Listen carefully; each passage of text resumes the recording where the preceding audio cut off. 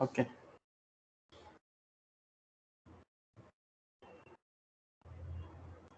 Okay, recording message गया है ना, रिकॉर्डिंग का देखो ना एक बार। हाँ दादा। ओके, तो चले sir, good evening to all of you फिर से। अच्छा, ये फाइनेंशियल मैनेजमेंट में हम लोग काफ़ी क्लास नहीं कर पाए, बीच में 2-3 क्लास मिस हो गया है। ठीक है सर, तो फाइनेंस में चल रहा था sir actually working capital management, और वर्किंग कैपिटल मैनेजमेंट के अंदर हम लोग बात कर रहे थे सर कैश मैनेजमेंट। और कैश मैनेजमेंट के अंदर भी हम लोग काफ़ी सारा थ्योरी, मतलब काफ़ी सारा इंपॉर्टेंट लाइक मिलर थ्योरी, ओर का थ्योरी, ये सब चीज़ें पढ़ चुके हैं हम लोग। बट अभी हम लोग कहाँ पर है, अभी हम लोग है सर कैश प्लानिंग पे। कहाँ पर है हम लोग? कैश प्लानिंग पे। और कैश प्लानिंग में मैं आप लोगों को थोड़ा सा मैनेजमेंट अकाउंटिंग वाला फीलिंग आएगा, like cost and management accounting में एक होता है ना, जैसे कॉस्टिंग में आप लोग कैश बजट वगैरह करते हो, तो मैं आज आप लोगों को यहाँ पर भी कैश बजट कराऊंगा। ठीक है, लेकिन ये कैश बजट आप लोगों का फाइनेंशियल वे में सोचना होगा। ठीक है, not from cost point of view, this is from finance point of view. Exactly एक ही है, मतलब वहां पर भी जो रीजंस के कारण किया जाता है, यहाँ पर भी रीजंस वही है, बट यहाँ पर फाइनेंशियल एनालिसिस पार्ट जो है सर, उसके साथ हम लोग थोड़ा सा कनेक्शन जोड़ेंगे। ठीक है, थोड़ा नहीं, अच्छे हिसाब से ही करेंगे। तो चलो सर, मैं कैश बजट करूंगा, ऐसे बहुत मजा आएगा आप लोगों को कैश बजट करते हुए, थोड़ा आप लोगों का हेल्प बहुत अच्छे से चाहिए।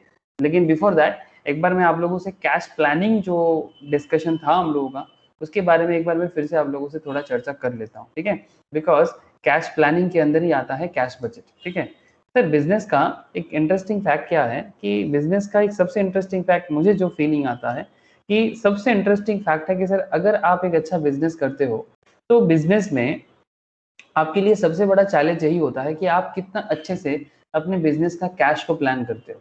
ये बात तो मानोगे सर? अरे ज्योति प्रिया, आप लोग बिजनेस करते हो मुझे पता है, तो आप लोग बताओ कि कैश को मैनेज करना क्या सच में बहुत इजी है?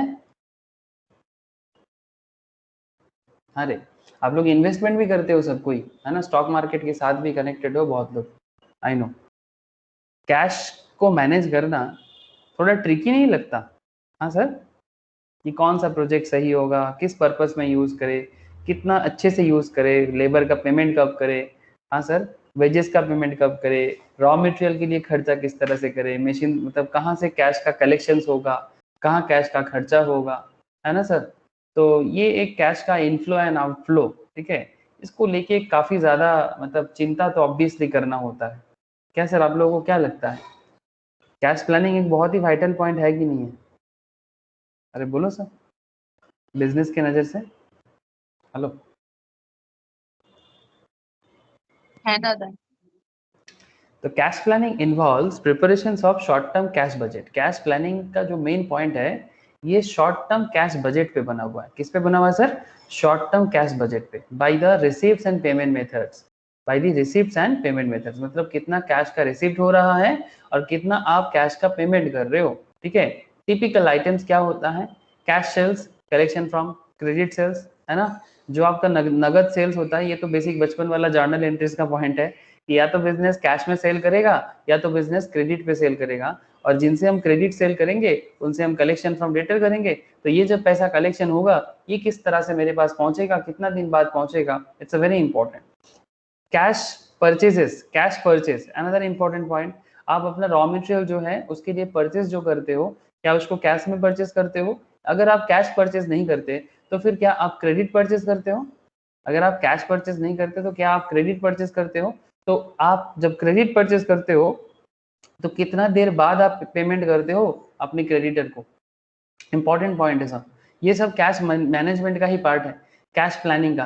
Cash receipt from dividend and interest, अगर आप कहीं पर इन्वेस्टमेंट करके रखे हो, ठीक है, तो आपको वहां से डिविडेंड किस तरह से मिल रहा है? क्या सच में डिविडेंड मिल रहा है? अरे सर, बोलते बोलते याद आ गया, लास्ट दिन हम लोग टाटा स्टील का केस स्टडीज करे थे स्टॉक मार्केट क्लास में। आप लोगों ने देखा टाटा स्टील का ग्रोथ? किसी ने भी? हेलो। है दादा।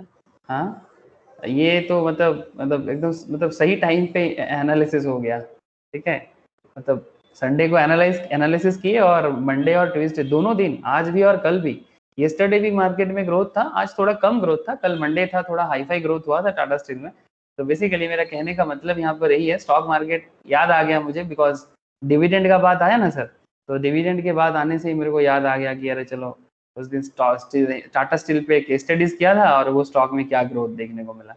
इवन एयरटेल के बारे में भी मैं सोच रहा हूँ कि ये केस स्टडीज करूंगा, एक अच्छा अपॉर्चुनिटी बनाया है एयरटेल ने। ओके, तो cash receives from dividend and interest, cash receives from dividend and interest, तो आप डिविडेंड से कुछ रिसीव कमाते हो, है ना, बहुत सारा कंपनीज डिविडेंड देते हैं जब हम लोग कंपनी में इन्वेस्ट करते हैं, प्रॉफिट का part, you all know this things. And interest, loan वगैरह डिवेंचर्स वगैरह कहीं पर इन्वेस्ट करते हो तो वहां से आपको इंटरेस्ट मिलता है, तो ये भी तो आपका कैश कलेक्शन है। फिर अनदर पॉइंट है sir cash payment for dividend, या फिर ऐसा होता है ना कि आपके बिजनेस में किसी दूसरे ने शेयर इन्वेस्ट किया है, आपके बिजनेस पे किसी दूसरा ने शेयर कैपिटल इन्वेस्ट किया है, तो आप उनको क्या पेमेंट करोगे? अगर दूसरों ने इन्वेस्ट किया तो आप उनको डिविडेंड प्रोवाइड करोगे प्रॉफिट के बेसिस पे, या फिर आपका भी डिवेंचर्स या लोन किसी से आपने लिया है तो आप उनको इंटरेस्ट पे करोगे, या फिर साथ में टैक्स भी पे करोगे ना, गवर्नमेंट को टैक्स तो पे करना ही है, नहीं तो गवर्नमेंट छोड़ेगा थोड़ी। इसके अलावा और क्या खर्चा हो सकता है या इनकम हो सकता है सर? एसेट एक्विजिशंस, आप अगर कोई बिजनेस करते हो तो आपको एसेट तो चाहिए होगा सर, अगर आप मैन्युफैक्चरिंग एंटिटी हो या फिर सर्विस इंडस्ट्री हो, जैसा इंडस्ट्री उस हिसाब से एसेट तो होगा, तो एसेट एक्विजिशन जब करोगे तो कैश क्या होगा?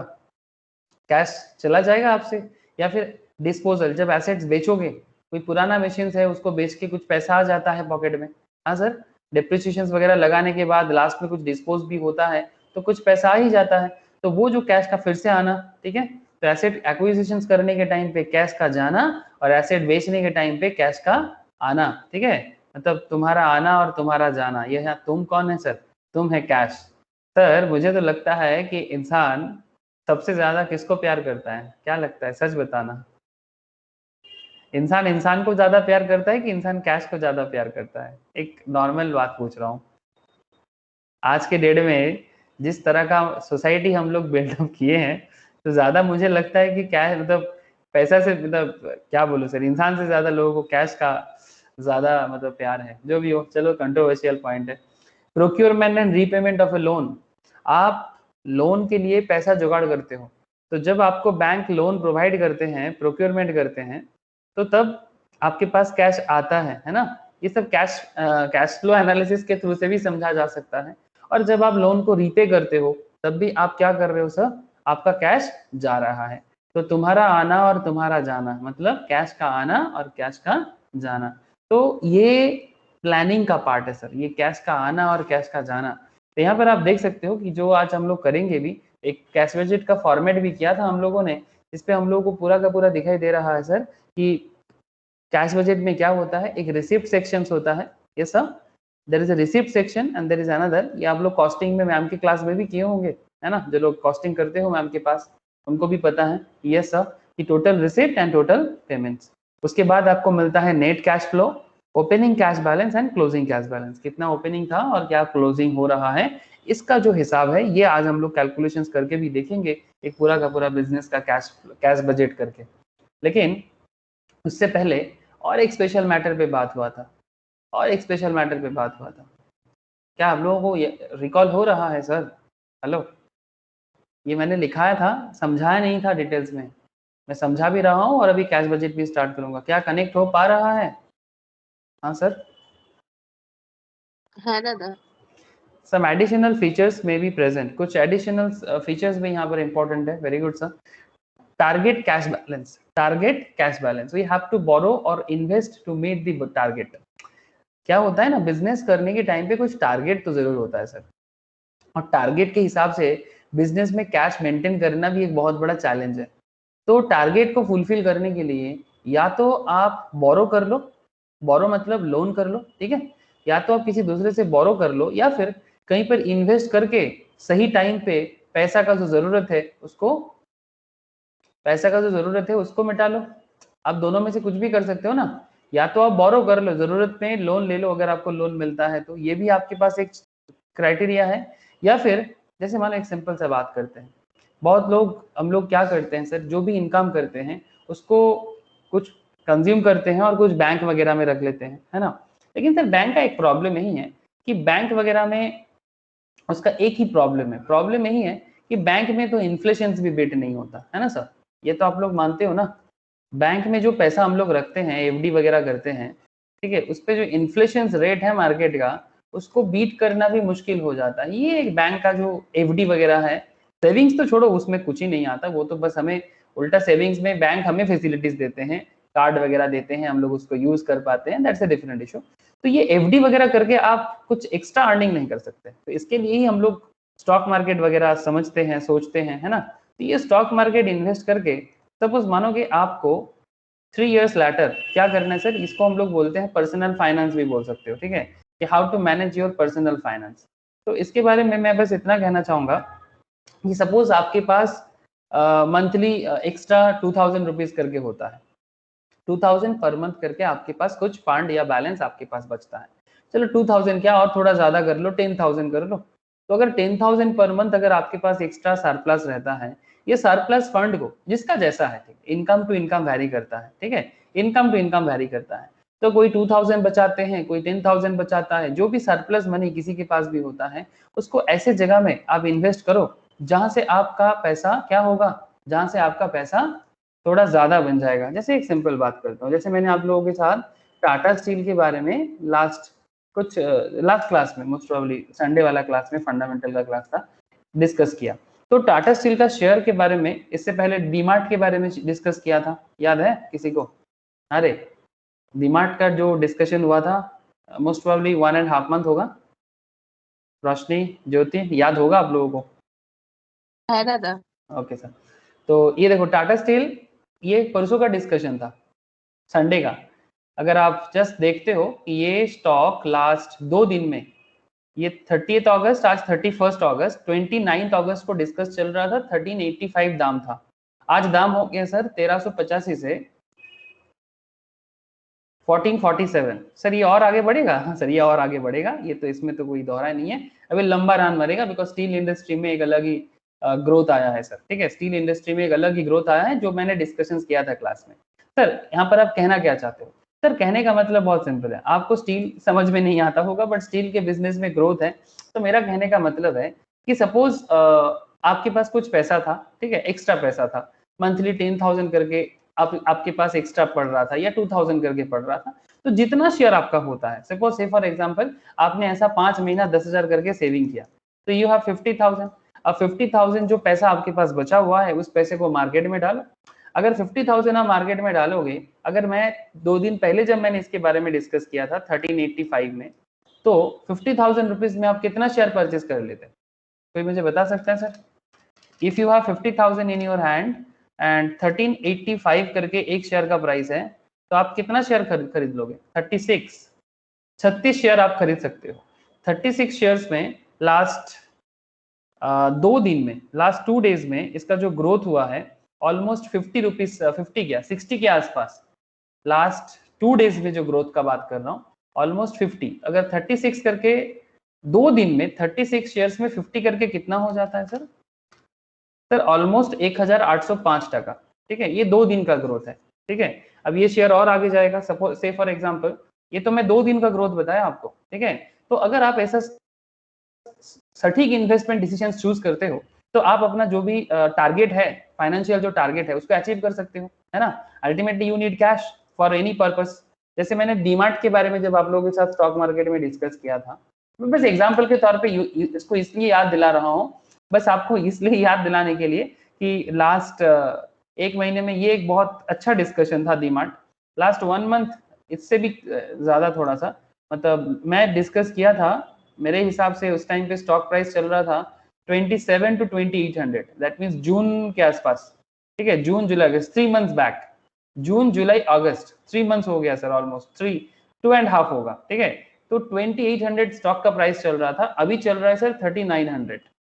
मेरा कहने का मतलब है कि अगर उस टाइम पे एक शेयर भी आप 2800 में परचेस किए होते, तो 2.5 मंथ्स पे, जिन लोगों ने किया है मुझे पता है बहुतों के पास है, तो 3900, 1100 पर शेयर का प्रॉफिट है, 1100 का। मेरा कहने का मतलब है अगर इस तरह का सटीक इन्वेस्टमेंट डिसीजन आप लोग चूज करते हो, तो आपका जो कैश का रिक्वायरमेंट है आप उसको फुलफिल कर सकते हो सही टाइम पे। क्या सर, आपको मेरा बात समझ में आ रहा है? If you have proper investment, then आपका जो कैश का रिक्वायरमेंट है जरूरत के टाइम पे, क्या आप उसको फुलफिल कर सकते हो? किसी को कार के लिए इन्वेस्ट करना है, किसी को आईफोन चाहिए, हाँ सर, किसी को घर बनाना है, किसी को हाउस बनाना है, अपना एक पर्सनल होम चाहिए, ठीक है, एक होम, ठीक है। तो लोग क्या करते हैं, लोग नॉर्मली फाइनेंस मतलब लोन के लिए जाते हैं। बट सर लोन आपके लिए एक बर्डन भी है, बट सर जरूरत में लोन भी जरूरी है, ठीक है। लेकिन मेरा कहने का मतलब है कि अगर लोन और इन्वेस्टमेंट दोनों का एक मिक्सड अप हो जाए, इन्वेस्टमेंट का क्या है कि आपको सही टाइम पे इन्वेस्टमेंट करना पड़ेगा, थोड़ा राइट टाइम चूज करना होता है, ठीक है। इसके लिए स्टॉक मार्केट का नॉलेज बढ़ाना होता है, इन्वेस्टमेंट का नॉलेज बढ़ाना होता है। अगर आप स्टॉक मार्केट, म्यूचुअल फंड्स वगैरह समझ जाते हो तो आपका फंड का ग्रोथ आप कर लेते हो, चाहे वो बिजनेस पर्पस के लिए हो या फिर पर्सनल पर्पस के लिए हो। अल्टीमेटली कैश का रिक्वायरमेंट तो पर्सनल लाइफ में भी होता है, बिजनेस लाइफ में तो होता ही है, ठीक है। कहने का मतलब कुछ समझ में आ रहा है सर? सही टाइम पे सही डिसीजंस आपके लिए बहुत इंपॉर्टेंट है। अगर आप किसी पर्पस लिए, किसी पर्पस में, किसी को घूमने जाना है, किसी को शादी करना है, आजकल तो मैरिज के लिए भी लोग इन्वेस्टमेंट करते हैं, इन्वेस्टमेंट तोड़ते हैं। इवन मैरिज के लिए लोन भी मिलता है, पता है आप लोगों को सर? मतलब मैरिज के लिए, मतलब डेस्टिनेशन वेडिंग वगैरह के लिए लोन वगैरह प्रोवाइड करते हैं। मतलब बैंक का इस तरह का फाइनेंशियल स्कीम भी आ गया कि डेस्टिनेशन मैरिज करोगे तो उसके लिए भी आपको लोन प्रोवाइड करेगा। ऑब्वियसली आपका इनकम को देख के करेगा, है ना, आपका इनकम को देख के करेगा, आपका लोन क्रेडिट वर्दीनेस देख के करेगा, बट करेगा, जरूर करेगा। तो कहने का मतलब जो है, बहुत सिंपल कहने का मतलब है सर, कि यहाँ पर जो हम लोगों ने पॉइंट डिस्कस कर रहा था कि बिजनेस भी अपने आपको प्रॉपर वे में कैश का रिक्वायरमेंट को फुलफिल करने के लिए बिजनेस के पास भी दो तरह का पॉइंट होता है। Either you have to borrow, या तो आप लोन ले लो जरूरत के टाइम पे, या तो आप समय रहते रहते इन्वेस्टमेंट करना सीख जाओ। आपको मैंने अभी दिखाया, जस्ट मैं आपको 1-2 महीने के एग्जांपल्स जो हम लोग स्टॉक मार्केट क्लास में डिस्कस किए थे, उसी की बेसिस पे भी आप लोगों में से बहुत लोग अच्छा इन्वेस्टमेंट करते हो, आई नो सर, ठीक है। तो ये 1 महीने ही एक शेयर 1000 से ज्यादा रिटर्न दिया है। तो अगर इस तरह का सही रिटर्न अगर आप चूज कर पाते हो तो फिर आप अपना फंड का ग्रो कर पाते हो, और जो आप सही टाइम पे पैसा का जो रिक्वायरमेंट है उसको भी फुलफिल कर सकते हो। ये तो बस कुछ एक दो एग्जांपल्स था। इस तरह का हम लोग और भी कितने शेयर्स के बारे में डिस्कस करते हैं। प्रिया प्रिया ने मेरे को एक शेयर के बारे में बोला था, इंडिया बुल। प्रिया खरीदा है बाद में प्रिया? हाँ सर। कितने में खरीदा था, उसके बाद ग्रो हुआ कि नहीं? लास्ट कुछ दिनों में इसका थोड़ा सा डाउनग्रेडेशन है। हाँ, ग्रोथ हुआ है या डिग्रेडेशन हुआ है? नहीं सर, मेरा ग्रो हुआ है। ग्रो हुआ है ये, पॉजिटिव। हाँ, ऑलमोस्ट 170 80 के आसपास मोस्ट प्रोबेबली प्रिया ने इसके बारे में मेरे को पूछा था। हाँ सर, अभी 179 पे था। हाँ, अभी ये स्टॉक 223 में चल रहा है, ठीक है। अभी बहुत ज्यादा कुछ बात नहीं है, बट स्टॉक में कुछ थोड़ा बहुत बात है, ठीक है। बहुत हाईफाई नहीं है, बट लॉन्ग रन में ये अच्छा जा सकता है फिर से। तो इस तरह का काफी सारा स्टॉक के बारे में हम लोग डिस्कस करते रहते हैं, ठीक है। तो ये प्रॉपर इन्वेस्टमेंट वगैरह अगर कोई भी बिजनेस भी कर सकता है, नॉट जस्ट कि इंडिविजुअल्स, नॉर्मल इंसान भी करते हैं और बिजनेस भी कर सकता है। सपोज आपका बिजनेस है, आप अपना बिजनेस के फंड को बढ़ाने के लिए सही जगह में इन्वेस्ट कर देते हो, और प्रॉपर टाइम आने पे आप उसको मतलब कैश में कन्वर्ट करके अपना जो रिक्वायरमेंट है उसको फुलफिल कर सकते हो। तो उपाय तो सर बहुत है, बट क्या उपाय को हम लोग मेंटेन कर पाते हैं कि नहीं?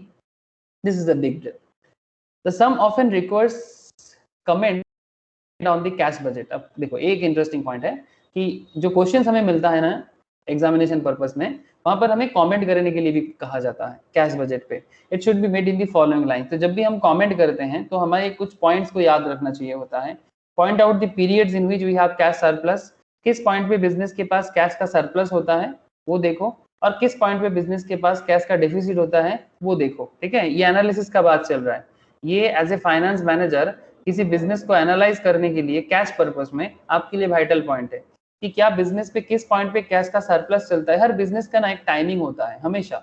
अगर आप मार्केट को, स्टॉक मार्केट के साथ जो लोग कनेक्टेड है वो बिजनेस को बहुत अच्छे से ट्रैक कर सकता है।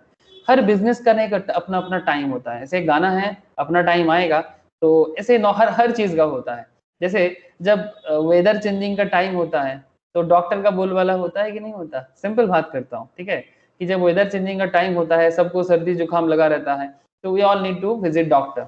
और उस टाइम पे डॉक्टर का थोड़ा आमदनी ज्यादा हो जाएगा। लेकिन जिस टाइम पे वेदर चेंजेस उतना नहीं है तब डॉक्टर का थोड़ा सा अर्निंग डाउन रहता है, ठीक है। जैसे एडमिशन के टाइम पे कोचिंग क्लासेस, स्कूल्स वगैरह का, ठीक है, जब सेशन चेंजेस होता है उस टाइम पे उनका अर्निंग बढ़ता है। जिस टाइम पे ऐसा कोई बात नहीं है उस टाइम पे उसका अर्निंग कम हो जाता है। ऐसा ही हर बिजनेस का भी अपना अपना टाइमिंग है। तो किस टाइम पे कैश का सरप्लस हो सकता है और किस टाइम पे कैश का डेफिसिट हो सकता है, ये बिजनेस टू बिजनेस वैरी करता है सर। जैसे दिवाली दुर्गा पूजा के टाइम पे ऑनलाइन शॉपिंग या फिर कोई भी मॉल का, जैसे अभी तो कोविड के वजह से मॉल मतलब मॉल तो उतना लोग विजिट नहीं करते, बट ऑनलाइन शॉपिंग का तो एकदम बोलबाला चल रहा है ना। एक तो कोविड, ऊपर से फेस्टिव आएगा तो फिर लोग ऑनलाइन ही करेगा। इस बार भी ऑनलाइन का बोलबाला रहेगा, इसमें कोई मतलब दोहराए नहीं है सर, है ना। इस बार भी ऑनलाइन का ही बोलबाला रहेगा, ये मुझे भी लगता है पूरा का पूरा।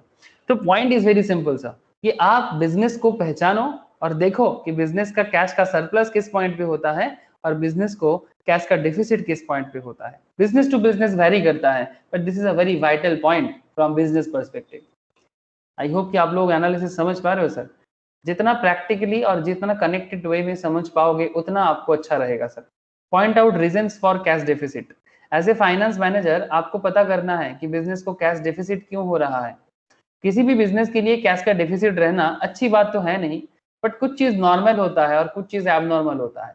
जो नॉर्मल है उसको तो ज्यादा कुछ कर नहीं सकते, बट एटलीस्ट एबनॉर्मल रीजंस अगर कुछ है, बिजनेस के अंदर कुछ गलतियां हैं, ठीक है, कि बिजनेस में गलती के कारण, बिजनेस का डिसीजंस के कारण अगर आपके बिजनेस में कैश का डेफिसिट चल रहा है तो पता करो सर, पता करो कि कहाँ गलती हो रहा है, क्यों आपका कस्टमर बेस बढ़ नहीं रहा है, क्या मार्केटिंग में प्रॉब्लम है, क्या प्रोडक्ट क्वालिटी में प्रॉब्लम है, क्या मैनेजमेंट की तरफ से कुछ प्रॉब्लम है, क्या मैनेजमेंट को कस्टमर सेटिस्फेक्शन करने में दिक्कत हो रहा है, कुछ तो प्रॉब्लम होगा। तो कैश डेफिसिट का कुछ ना कुछ रीजन जरूर होता है।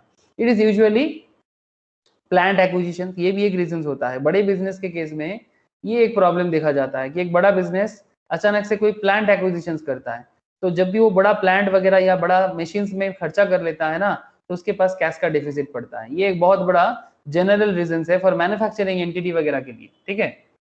अच्छा, आपको एडवाइस भी करने के लिए बोलता है how deficit should be tackled, किस तरह से आप कैश का डेफिसिट को टैकल कर सकते हो। इसके लिए कुछ मेथड भी है।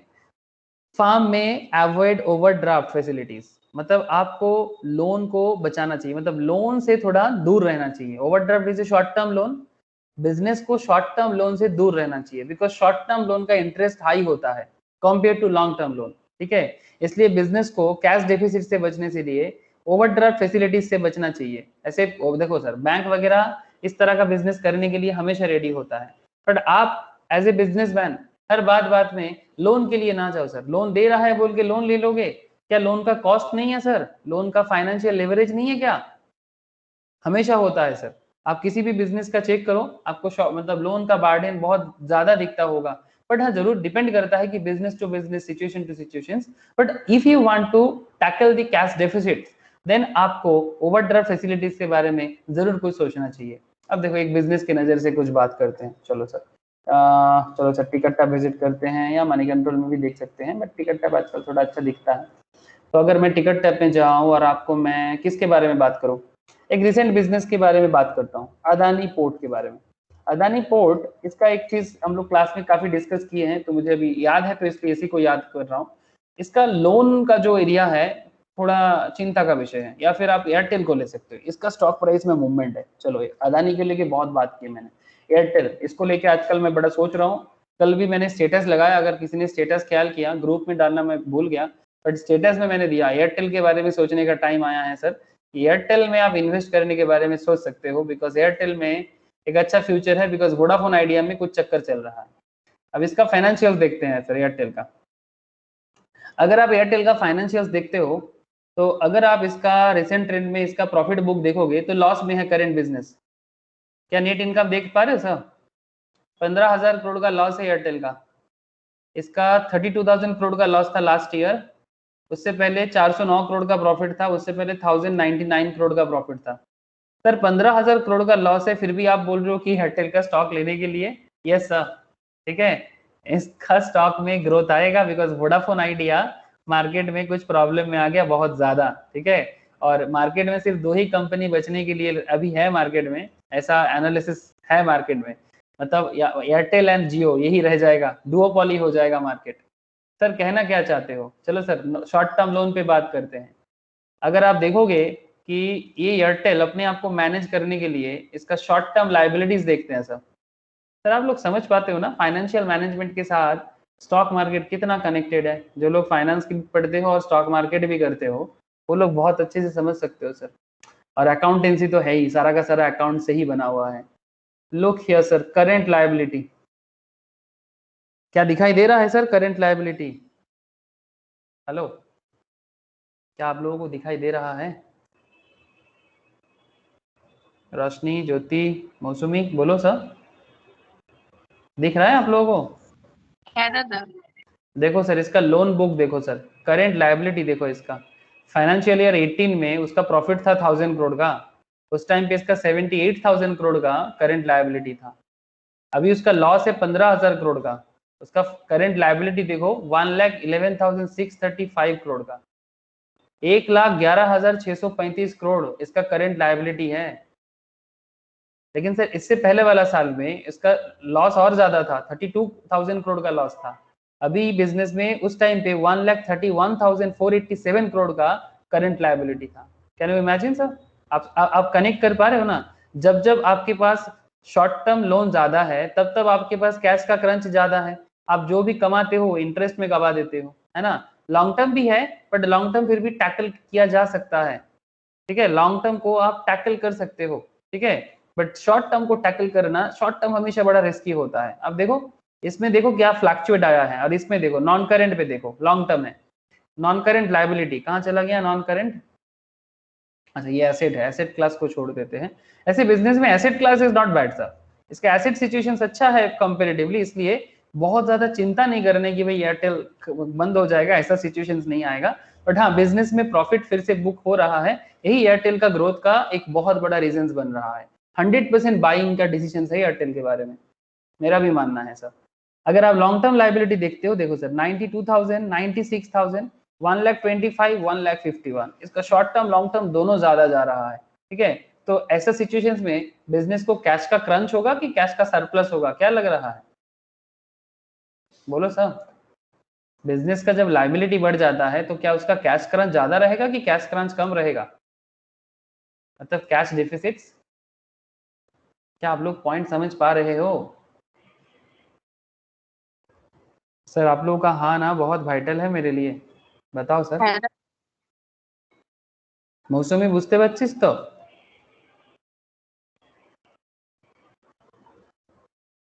हेलो, हाँ सर।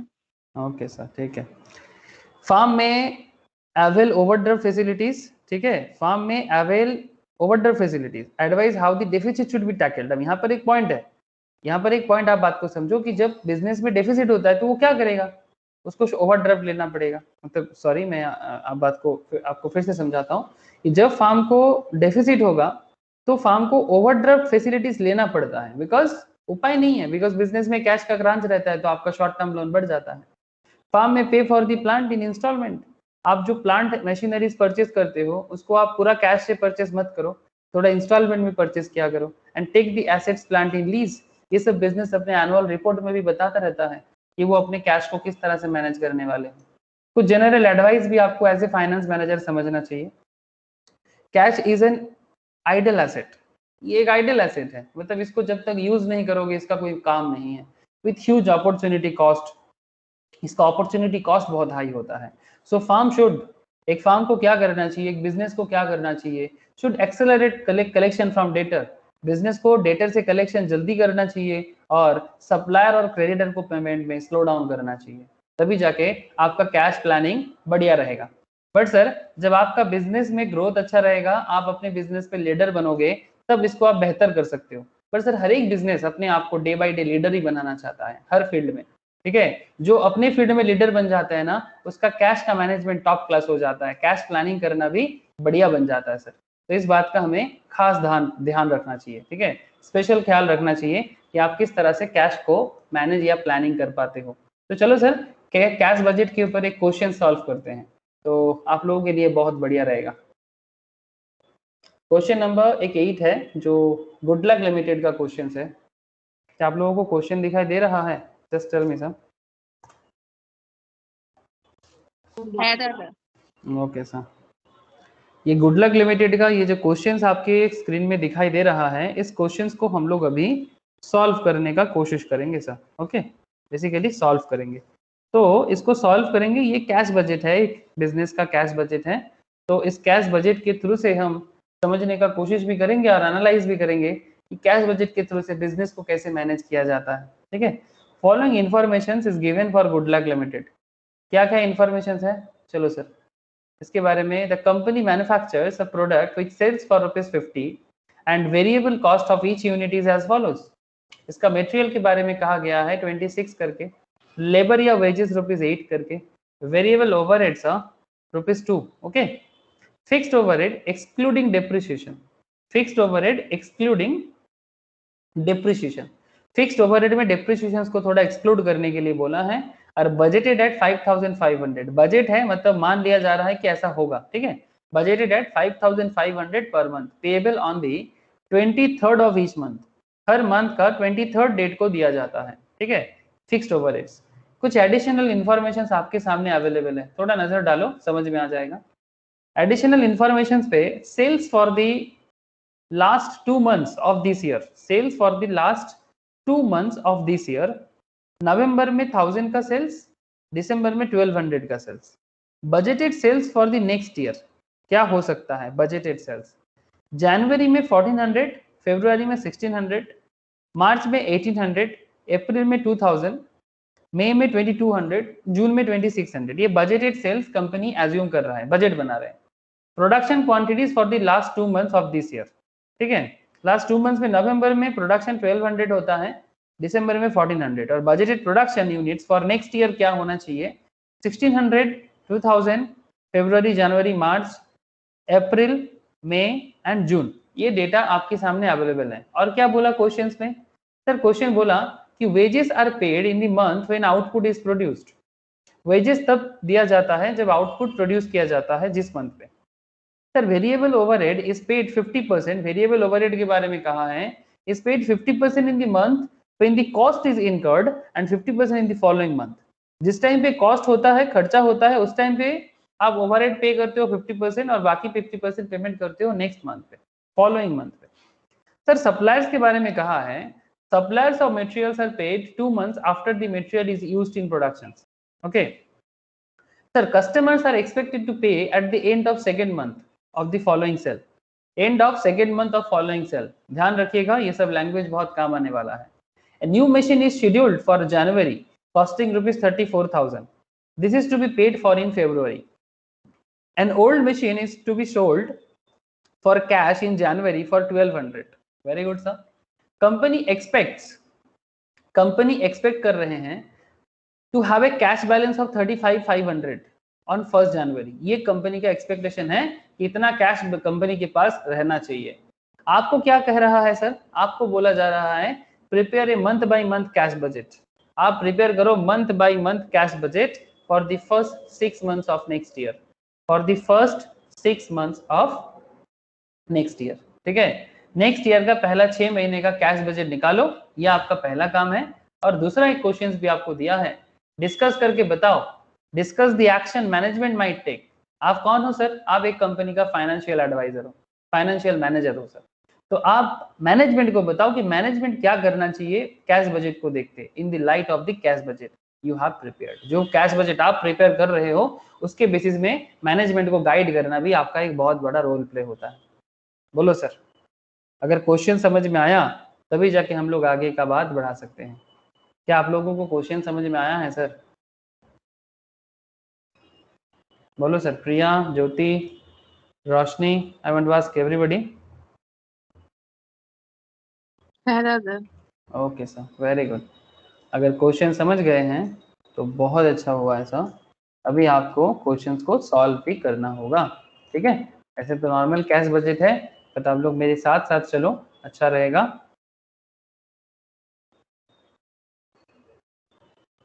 या फिर आप लोग अगर कैश बजट जानते हो, कॉस्टिंग में किए हो, तो आप लोग कर सकते हो, जिस वे में जानते हो उसी वे से कर सकते हो, नो प्रॉब्लम। बट अभी थोड़ा एनालिटिकल वे में चलेंगे, इसलिए मैं बोला कि मेरे साथ साथ चलो। ठीक है, ओके सर। तो cash budget, cash budget good luck limited ना sir? Yes, cash budget good luck limited. आप लोगों को मैं व्हाट्सएप भी कर दिया, आप चाहो तो वहां से भी क्वेश्चन देख सकते हो रीड करने के लिए, ठीक है। तो गुड लक लिमिटेड का कैश बजट में जो इन्फॉर्मेशन हमारे पास अवेलेबल है उसी को हमें यूज करना है। तो कैसे करेंगे सर कैश बजट को सॉल्व? इस कैश बजट को सॉल्व करने के लिए हमें कुछ कॉलम रेडी कर देना चाहिए। सर बहुत सिंपल है, एक पर्टिकुलर का कॉलम बना लेना चाहिए आपको। जस्ट एक पर्टिकुलर का कॉलम बनाओ और कुछ मंथ का कॉलम बना लो सर। सर जनवरी का कॉलम, फरवरी का कॉलम, मार्च का कॉलम, अप्रैल का कॉलम, मई का कॉलम एंड जून का कॉलम।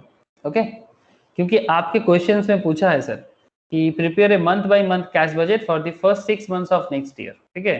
तो हम लोगों ने जनवरी से क्यों लिया सर? बिकॉज यहाँ पर कोई अप्रैल से बात नहीं किया था, ठीक है। तो इसलिए हम लोग कैलेंडर ईयर के हिसाब से ही जनवरी टू लेके जून तक का जो हिसाब है वही कर दिया था, ठीक है। जनवरी, फरवरी, मार्च, अप्रैल, मई, जून, हमें यही चाहिए। समझ में आ रहा है ना सर? सर मैं थोड़ा सा अभी आपको एक बार गाइड कर दूं, उसके बाद आप लोग देखना आप खुद ही चलते जाओगे। आपको चाहिए रिसिप्ट्स एंड पेमेंट्स का details. What you need sir? You need receipts and payment details. आपको बस ये फाइंड आउट करना है कि बिजनेस ने रिसिप्ट कब कब किया और बिजनेस ने पेमेंट कब कब किया। तो पहले रिसिप्ट का साइड कंप्लीट करेंगे, उसके बाद पेमेंट का साइड कंप्लीट करेंगे। तो यही आइडेंटिफाई करना ही कैश बजट का सबसे इंपॉर्टेंट काम है सर। और एक बात आपको हेडिंग कर देना चाहिए था, जो मुझे आपको पहले ही बता देना चाहिए था। Cash budget good luck limited, यहां पर लिख दो सर, फॉर दी फर्स्ट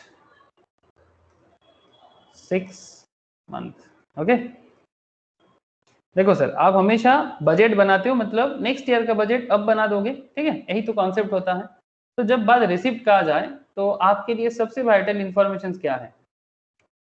क्या लगता है जब बात बजट का हो जाए तो आपके लिए सबसे इंपॉर्टेंट इंफॉर्मेशन यहाँ पर क्या हो सकता है? बोलो सर, क्या होगा? कलेक्शन फ्रॉम डेटर, है ना सर? डेटर से कितना कलेक्ट कर पाओगे? बता सकते हो सर कितना कलेक्शन हो जाएगा डेटर से?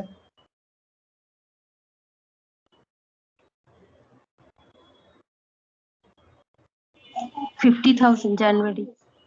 जनवरी 50,000 कैसे निकाले सर? बोलो। जनवरी में 1000 into 1000 इंटू 50 किस तरह से? देखो सर मैन्युफैक्चर हुआ 50 सेल प्राइस है। Okay, very good sir. 50 is our sale price, very good sir. और 1000 का डेटा कहाँ से लिया तुमने बताओ? नवंबरे सेल করেছিল। नवंबर में सेल किया था, नवंबर में सेल किया था। ओके, अच्छा, नवंबर का सेल 1000 का था और दिसंबर का सेल 1200 का था। लेकिन सर आपको मैं डेटर के बारे में बात कर रहा हूँ, लेकिन ये तो नवंबर का सेल है, तो फिर आप जनवरी में कैसे पुट कर सकते हो? ওখানে বলেছিল कलेक्शन 2 months आफ्टर। यहाँ पर बोला था, वेरी गुड सर। देखो यहाँ पर आपको एक इंफॉर्मेशन मिलेगा, कौन सा पॉइंट में है देखो तो सर, किस पॉइंट में बोला है कि कलेक्शन फ्रॉम डेटर के बारे में? किस पॉइंट में बोला है? 8 customers are expected to pay at the end of the second month following sale। end of the second month following sale, sale करने का सेकेंड मंथ में, जिस मंथ में सेल होगा, ये वाला पॉइंट सा पॉइंट टू बी नोटेड। हाँ, तभी मैं आपको बस रीड कर रहा था, अभी आपको कनेक्ट करके रीड करना है। Very good sir. Second month of the following sale की सेकेंड मंथ। तो नवंबर में जब सेल हुआ था, नवंबर के बाद सेकेंड मंथ कब होता है सर? नवंबर, दिसंबर, जनवरी, है ना सर?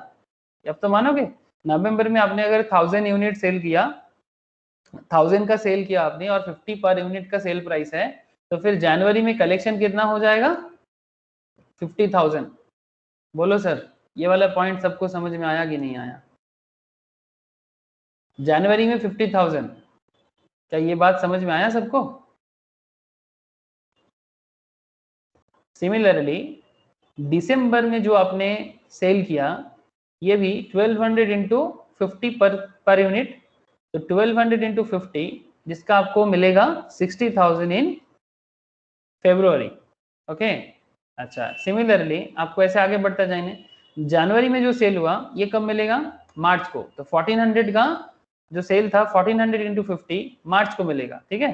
तो 1400 इंटू 50 करके कितना हो जाएगा मौसमी? 70,000 है सर। अच्छा, फिर 1600 इंटू 50 और फिर 1800 इंटू 50। समझ में आ रहा है ना सर? फरवरी का कलेक्शन होगा अप्रैल में, मार्च का कलेक्शन होगा मई में, ठीक है। बस इस तरह से आपको जो भी चाहिए, और मई का अप्रैल का कलेक्शन होगा जून में। तो 50,000, 60,000, 70,000, 80,000 और क्या चाहिए? 90,000 और 1 लाख। 1 लाख बोलो सर। अगर यहाँ तक क्लियर है तो ही मैं आगे बात बढ़ाऊंगा सर। अगर यहाँ तक क्लियर है 2200 इंटू 50 करो, आपको मिल जाएगा। सॉरी 2000 इंटू 50, 2000 अप्रैल का 2000 है सर। क्या मई और जून का डेटा अभी यूज कर पाएंगे हम लोग?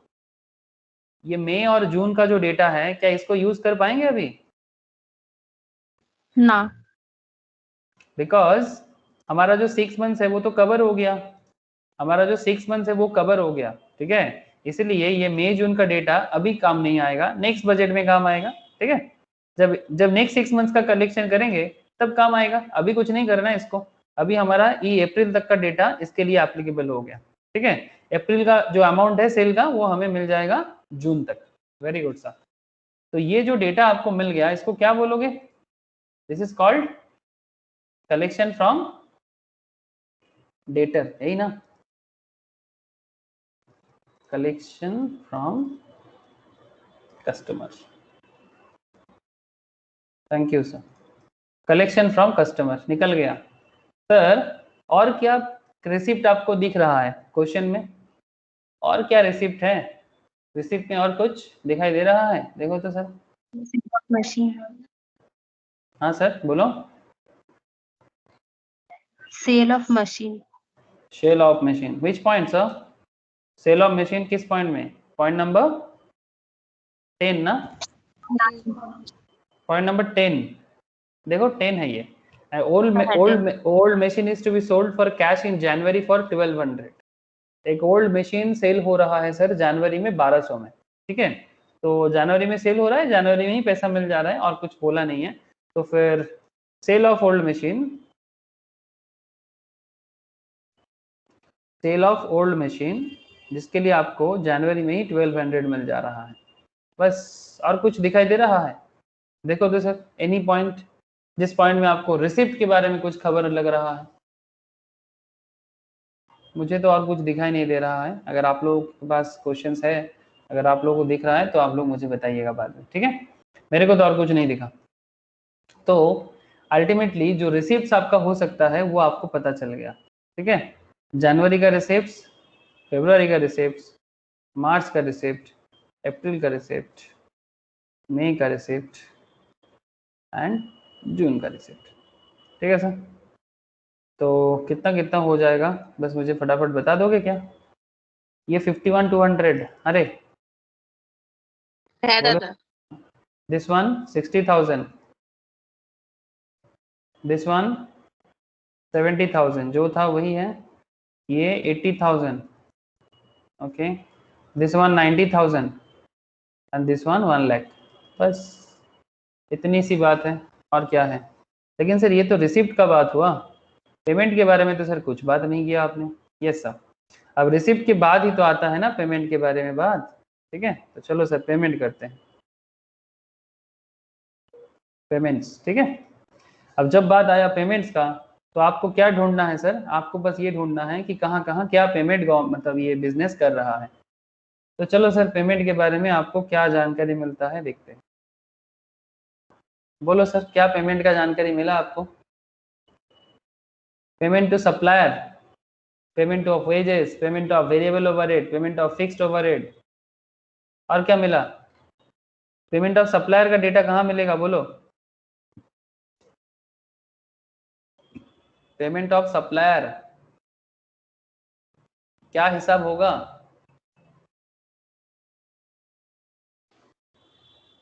मौसमी बॉल। पेमेंट ऑफ सप्लायर 31,200 तो बैठता है। 31,200 कौन सा डेटा यूज किया बताओ? मटेरियल 26 कोड है। मटेरियल 26 करके, वेरी गुड सर, मटेरियल के लिए 26 करके हैं। और प्रोडक्शन, प्रोडक्शन 1200।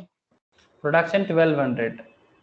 तो 1200 इंटू, अच्छा देखो सर, हम लोग निकाल रहे हैं किसका, हम लोगों का कैलकुलेशंस जो हो रहा है वो जनवरी से, लेकिन हमें नवंबर का डेटा लेना पड़ेगा, बिकॉज क्या सप्लायर के लिए कुछ बोला था क्या क्वेश्चंस? देखो तो सर पॉइंट नंबर 7 में बोला है suppliers of materials are paid 2 months after the material is used in production. Suppliers of materials are paid 2 months after the material is used in production. Material production में use करने का 2 महीने बाद आप supplier को पेमेंट करोगे, ठीक है। You just need to understand the language और उसी के हिसाब से आपको क्वेश्चंस को करना है, ठीक है। यहाँ पर लैंग्वेज बहुत वाइटल है, ठीक है। अगर आप क्वेश्चंस का लैंग्वेज पढ़ लेते हो तो मैटर एकदम इजी हो जाता है। तो पेमेंट ऑफ सप्लायर, चलो सर पेमेंट टू लिख दो, पेमेंट टू सप्लायर, ठीक है, पेमेंट टू सप्लायर।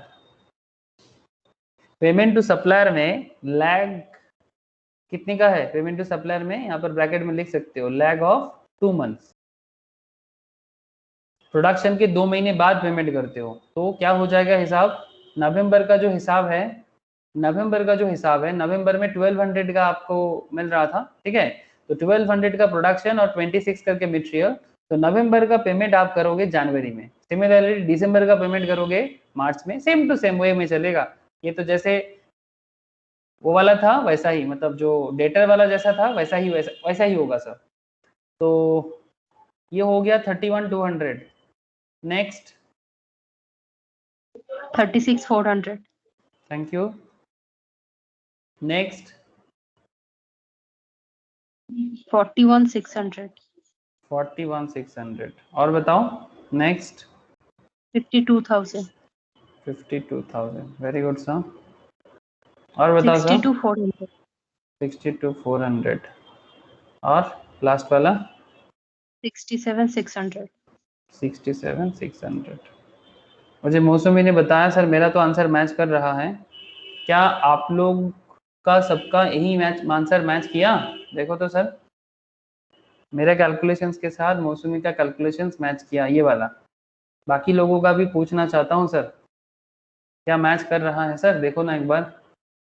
1200 के साथ 26 इंटू करो, 1400 के साथ 26 इंटू करो, जनवरी 1600 के साथ 26 इंटू करो, 2000 के साथ 26 इंटू करो, 2400 के साथ 26 इंटू करो, एंड 2600 के साथ 26 इंटू करो। मई जून को यूज करेंगे कि नहीं? मई जून यूज होगा सर? ना sir. No sir, thank you. तो क्या रे रोशनी, ज्योति, प्रिया बोलो, हुआ मैच हुआ क्या? है दादा। ओके। अच्छा, पेमेंट ऑफ वेरिएबल ओवरहेड, इसके बारे में क्या बोला है? पेमेंट ऑफ वेजेस भी है। अच्छा, पेमेंट ऑफ वेजेस ही पहले कर लेते हैं, बिकॉज मुझे वेजेस दिखाई दे रहा है 5th पॉइंट में। Wages are paid in month when output is produced. जिस मंथ में आउटपुट प्रोडक्शन हो रहा है उसी मंथ में वेजेस दे रहे हो। जिस मंथ में आउटपुट प्रोड्यूस हो रहा है आप उसी मंथ में वेजेस दे रहे हो। तो क्या हो जाएगा? वेजेस का क्या हिसाब हो जाएगा? लेबर को यहाँ पर 8 टका करके दिया जा रहा है सर।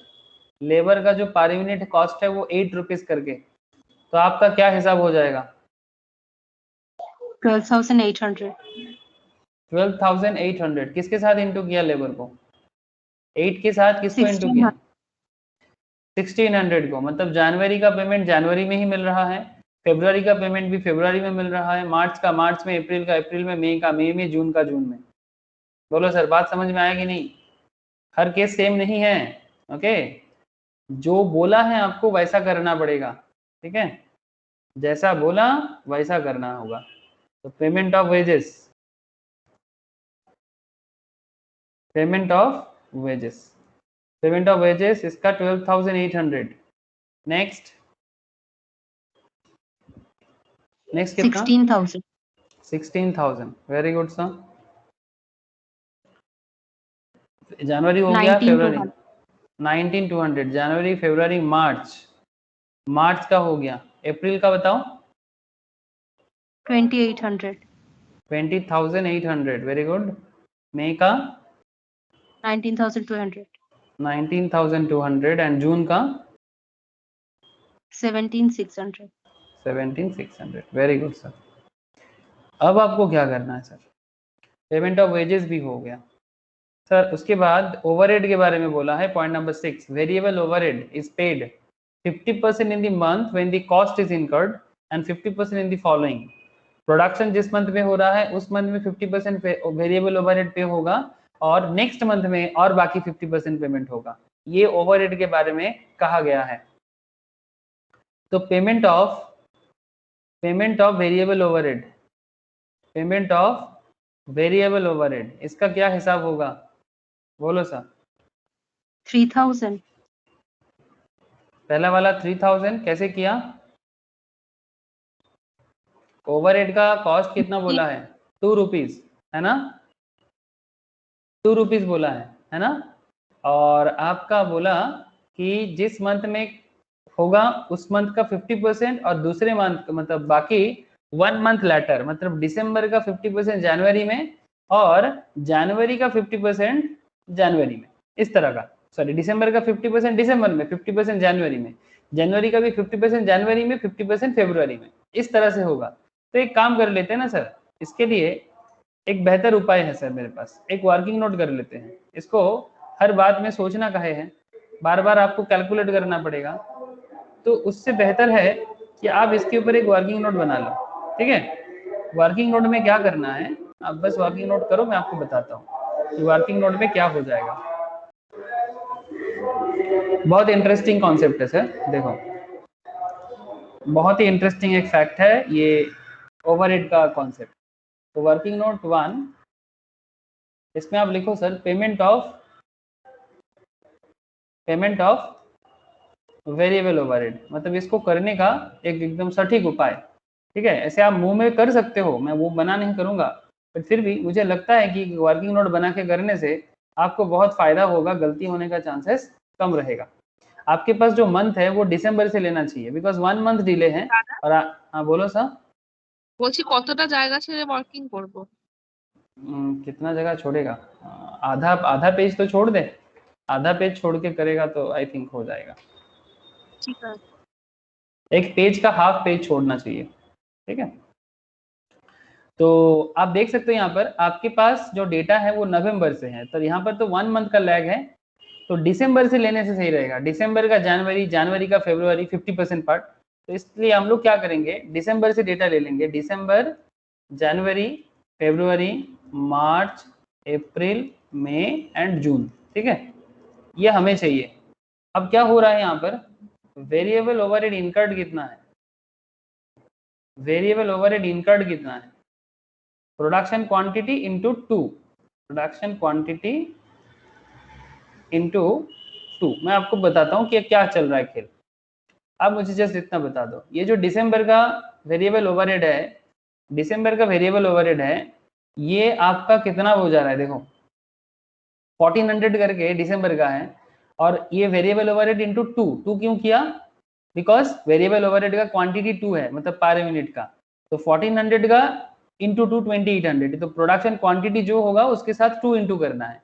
तो इस तरह से आप एक काम करो ना सर, आप सारा का सारा जितना क्वांटिटी है उसको इंटू करके पुट कर दो एक बार, प्रोडक्शन क्वांटिटी इंटू 2, इसमें आपका दिसंबर में आ जाएगा 2800। मौसमी, रोशनी थोड़ा हेल्प करो, ज्योति, 2800। जनवरी का कितना होगा मौसमी? 3,200. 3200, 1600 इंटू 2, ठीक है? फरवरी का 2000 इंटू 2, 4000, वेरी गुड सर, 4000। मार्च का 4,800. 4800। अप्रैल का 5200, 2600 था, ठीक है? 2600 इंटू 2, और मई का 2400 इंटू 2, तो 4800। और लास्ट में कितना है, 2200 है लास्ट में, 2200 है, तो फिर आपका बन जाता है 4400, है ना? 4400। सर चल क्या रहा है? सर कुछ नहीं, सिंपल सी बात है। अब आपको क्या करना है, इसका पेमेंट कैसे हो रहा है, इसका पेमेंट का पैटर्न कैसा है? पेमेंट का पैटर्न कुछ ऐसा है, फॉर द प्रीवियस मंथ, तो जब कंप्यूटर वगैरह में मेंटेन होता है ना, ऐसा ही कॉन्सेप्ट में फॉलो करता है सॉफ्टवेयर में, for the previous month and for the current month. 2 month का पेमेंट है यहाँ पर, एक पिछले मंथ का और एक दिस मंथ का, एक फॉर द प्रीवियस मंथ है और एक फॉर द करेंट मंथ है, और उसके बाद एक कॉलम आएगा दैट इज टोटल पेमेंट का, टोटल पे। ठीक है, तो एक काम करो ना सर, दिसंबर का जो 2800 है, ये दिसंबर का 2800 का पेमेंट आप कब कर रहे हो? दिसंबर का 2800 का एक पेमेंट आपका जाएगा जनवरी में, कितना परसेंट सा? 50%। तो दिसंबर का एक पेमेंट जाएगा 1400 में।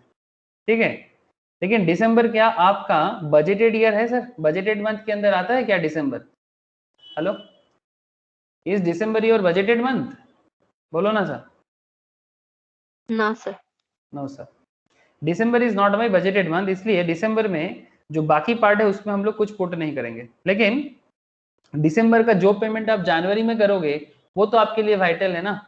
सिमिलरली जनवरी का एक पेमेंट आपको जनवरी में करना है और दूसरा पेमेंट आपको मार्च में करना है, यस ना?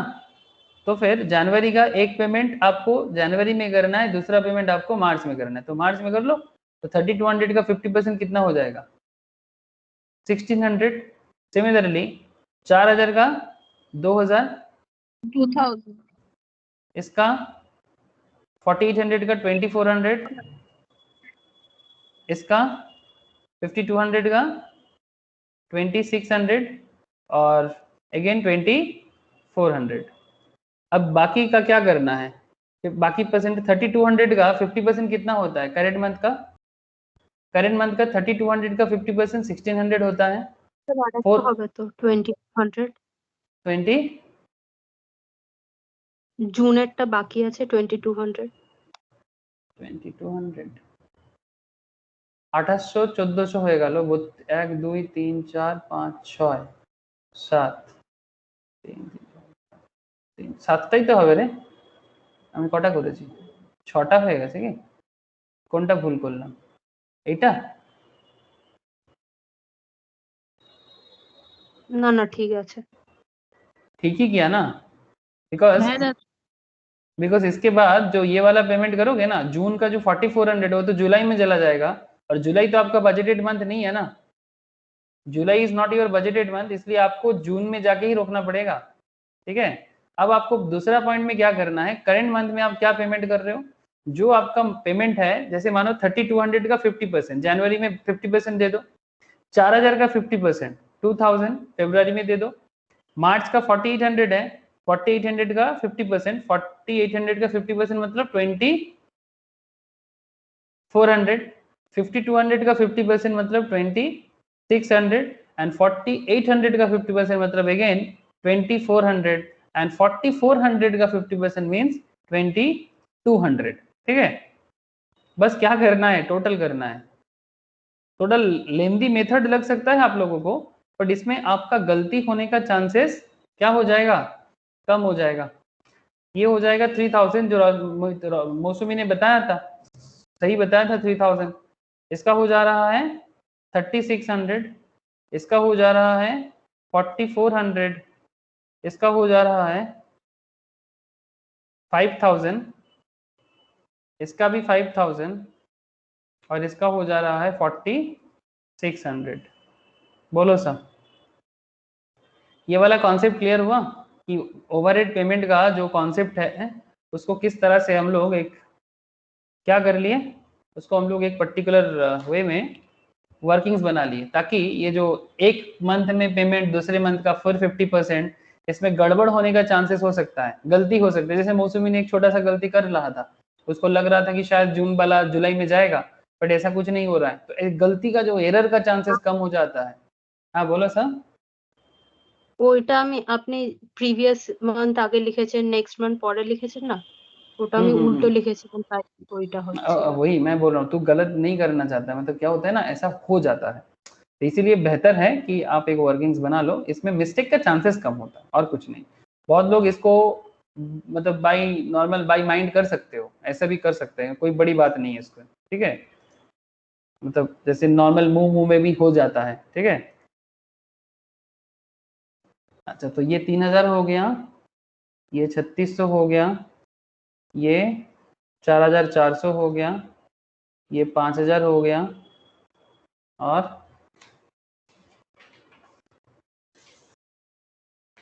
ये भी 5000 है ना, और ये 4600 हो गया। बोलो sir, payment of variable overhead clear हुआ? पेमेंट ऑफ वेरिएबल ओवरहेड और कुछ है क्या sir? Payment of fixed overhead भी तो है, देखो तो। सप्लायर्स ऑफ मटेरियल्स तो हो गया है, कस्टमर्स आर एक्सपेक्टेड टू पे एट द एंड, ये तो कस्टमर्स का पेमेंट है। अच्छा, new machine scheduled for January costing 34,000, ये भी एक आएगा। लेकिन और कुछ सीरियल पेमेंट फिक्स्ड ओवरहेड का, फिक्स्ड ओवरहेड का कुछ पेमेंट के बारे में कुछ बोला है क्वेश्चन ने? यस, ये देखो यहाँ पर बोला है fixed overheads are budgeted at 5500 per month, ये फिक्स रहेगा ना।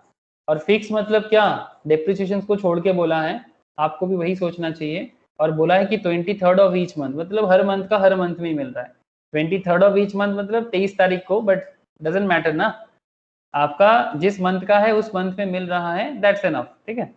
वही इंपॉर्टेंट है आपके लिए सोचने के लिए।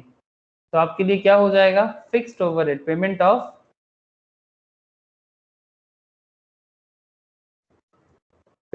फिक्स्ड ओवरहेड 5500, 5500, 5500, 5500, 5500 और 3 4 5 6, 5500, 6 महीने का है, पुट कर दिया सर।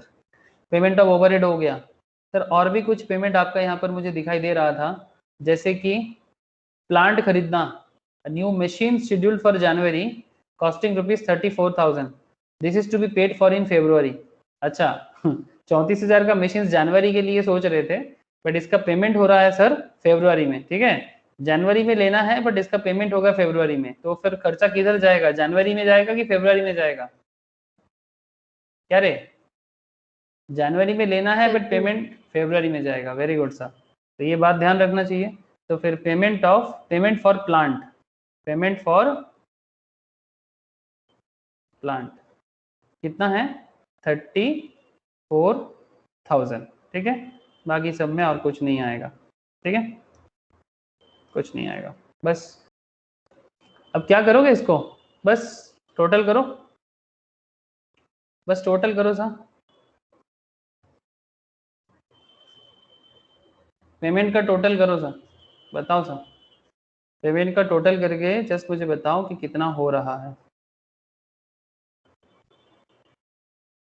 जनवरी का टोटल, फरवरी का टोटल, मार्च का टोटल, अप्रैल का टोटल, मई का टोटल।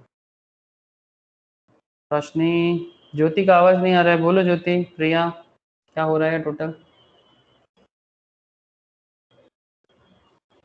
जनवरी का कितना आ रहा है रे? सर बोलो। जून का टोटल 95,300। अच्छा, ज्योति पीछे से कर रहा है, वेरी गुड ज्योति। चलो দাদা 95,300, हाँ बोलो। মেটা হচ্ছে 92,100 मई का, अच्छा वेरी गुड, 92,100, ओके। अप्रैल 83,300। 83,300, ये वाला मार्च, सॉरी 70,700। मार्च नहीं, ये क्या है, 700 700, ओके। और फरवरी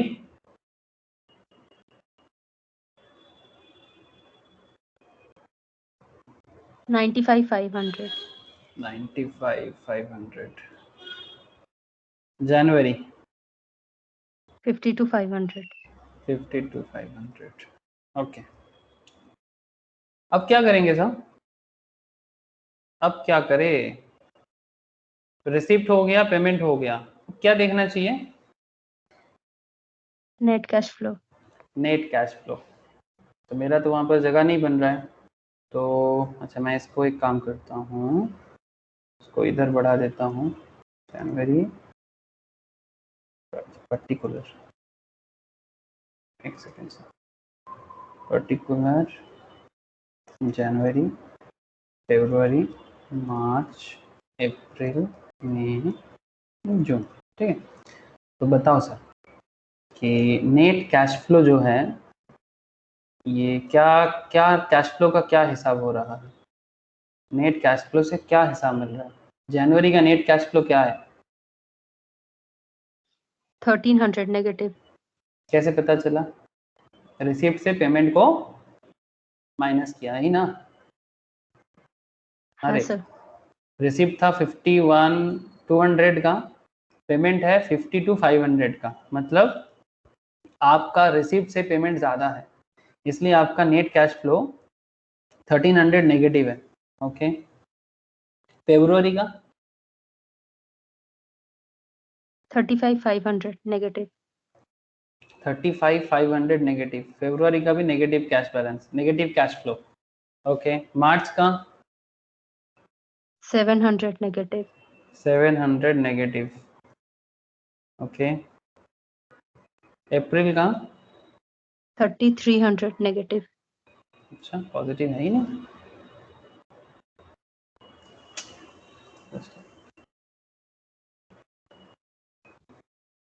कितना बोला? 3,300 नेगेटिव। हाँ सर। मई का ये भी नेगेटिव 2,100। 2,100 नेगेटिव। जून 4,700 पॉजिटिव। चलो सर, चलो सर, सुन के अच्छा लगा। अच्छा अब आप लोग देखो सर, क्वेश्चन में ओपनिंग कैश बैलेंस के बारे में कुछ बोला है। Company expects to have a cash balance of 35,500 on 1 January. हाँ, कंपनी एक्सपेक्ट कर रहा है कि 30 मतलब इसका जो जनवरी है, जनवरी में वो 35,500 का ओपनिंग कैश बैलेंस वो एक्सपेक्ट कर रहा है। तो ओपनिंग कैश बैलेंस 35,500 है ना। अगर ओपनिंग कैश बैलेंस 35,500 होगा तो फिर आगे का खेल क्या होगा सर ओपनिंग कैश बैलेंस का, बता सकते हो? क्लोजिंग कैश बराबर क्लोजिंग कैश कितना होगा? 34,200। Closing cash balance, closing cash balance 34,200। ये तो जनवरी का हो गया। फरवरी का 1,300 नेगेटिव क्लोजिंग। तो मुझे क्या करना चाहिए, ये जनवरी का क्लोजिंग कैश बैलेंस को फरवरी में ट्रांसफर कर देना चाहिए, है ना, ओपनिंग हो जाएगा। जनवरी का क्लोजिंग मतलब फरवरी का ओपनिंग, सही ना सर? जनवरी का क्लोजिंग मतलब फरवरी का ओपनिंग। 34,200 इधर आ गया ये पॉजिटिव में, तो ये 34,200 और इधर 35,500 नेट कैश फ्लो। तो फरवरी का क्लोजिंग कितना हो जाएगा? 1,300 नेगेटिव, यही बोला ना मौसमी ने? हाँ सर। इसका ओपनिंग हो जाएगा 1,300 नेगेटिव, तो फिर इसका क्लोजिंग 2,000 नेगेटिव। लेकिन ये 2,000 नेगेटिव हो जाएगा इसका ओपनिंग, तो फिर इसका क्लोजिंग हो जाएगा 5,300 नेगेटिव। फिर ये हो जाएगा इसका ओपनिंग, फिर ये हो जाएगा इसका क्लोजिंग, कितना होगा? 7,400। हाँ सर। 7,400 नेगेटिव, फिर ये हो जाएगा इसका ओपनिंग, तो 7,400 और 4,700, तो अल्टीमेटली 2,700 नेगेटिव। यही आया ना, 2,700 नेगेटिव। अल्टीमेटली फर्स्ट 6 मंथ्स के हिसाब से ये रहा कंपनी का क्लोजिंग बैलेंस का सिचुएशन। ठीक है, opening cash balance and closing cash balance का सिचुएशन। क्या आप लोगों को कैलकुलेशन समझ में आया? ये पहले मुझे बताइए, अगर कैलकुलेशन समझ आया। हाँ बोल, कौन सा चीज बताए बोल। ফেব্রুয়ারি পরে ফেব্রুয়ারির পরে কি বলবো? যেটা আমাদের জানুয়ারি का जो क्लोजिंग है, वही तो फरवरी का ओपनिंग है, ये तो क्लियर है। तो 4,200 जनवरी का क्लोजिंग है, तो ये फरवरी में ओपनिंग हो गया।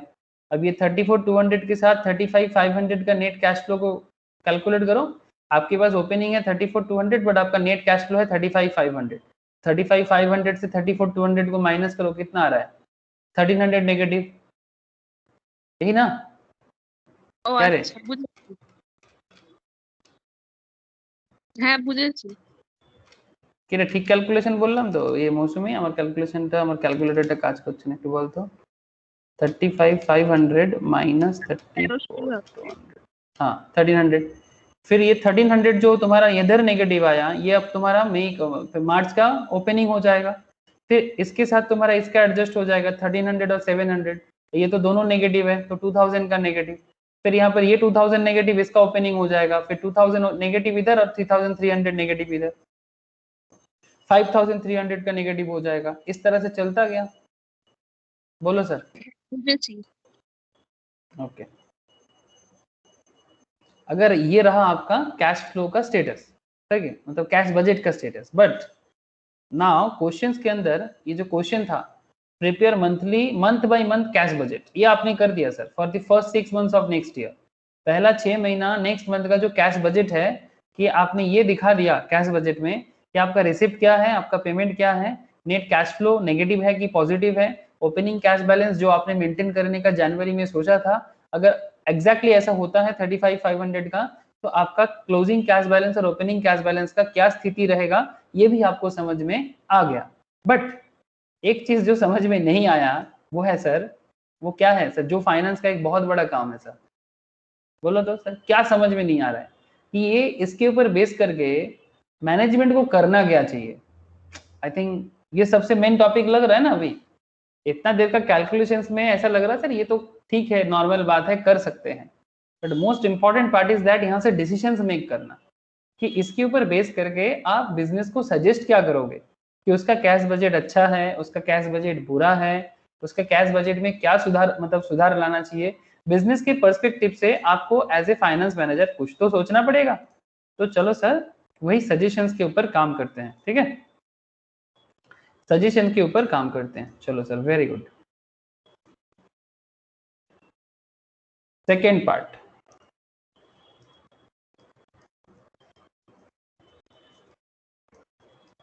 Second part decision.